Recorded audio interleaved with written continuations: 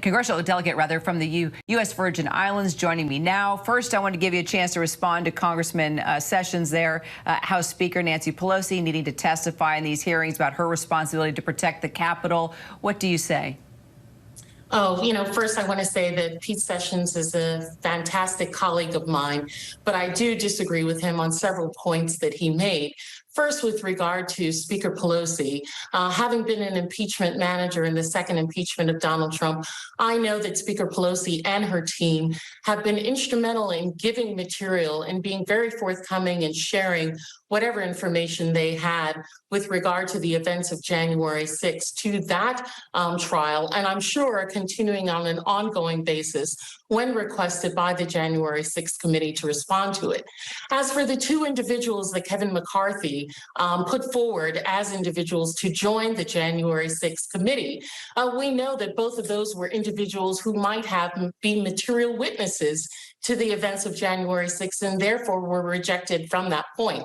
Kevin McCarthy, as leader of the minority party, did not then put forward additional individuals from the Republican caucus to join that committee, and thus they are in the position that they are. They're calling foul later after not having played in the game.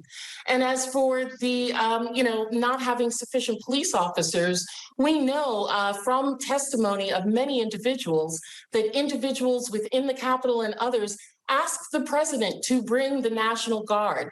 The mayor of the District of Columbia requested from the president, who is the only individual able to call the National Guard of D.C. to come forward, and the president was unwilling to provide that additional support, which could have made a difference much earlier in what the Capitol police officers and Metropolitan Police here in the District of Columbia went through on that horrendous day.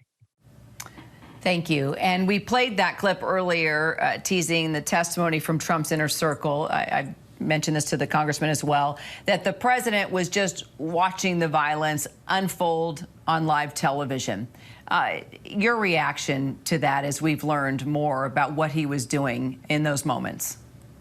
Well, I think what we're going to see, and, I think all of Americans, and let's remember that every individual who has testified to date on the January 6th committee, if they were not individuals who were either election workers or were actual insurrectionist individuals, members of the mob who came to the Capitol, were in fact members of President Trump's administration himself.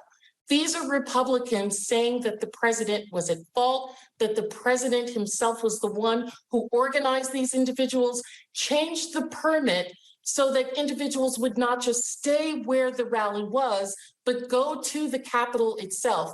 Knew that the president knew that there were individuals who had weapons, did nothing about it. And we're going to see this evening that for 3 hours that the president did not perform his duty, his sworn duty to carry out and to protect the Constitution and the American people, and there was a dereliction of duty.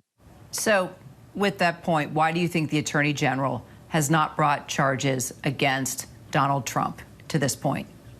Well, I think that we heard from the Attorney General in the press conference very recently. I was a Justice Department official in President George W. Bush's administration. I worked under Attorney General Ashcroft in a Republican administration. And so I can say safely that the Justice Department appears to move very slowly. And part of that is because they must get it right. And that they don't do their investigations in public. Would I like the Justice Department to move more quickly? I think that, that is for us as American people to want, but I am very hopeful that the Justice Department is going to make the decisions that needs to be made in an expeditious fashion as possible. Democratic Congressional Delegate Stacey Plaskett of the U.S. Virgin Islands, appreciate your time. Thank you so much. Thank you.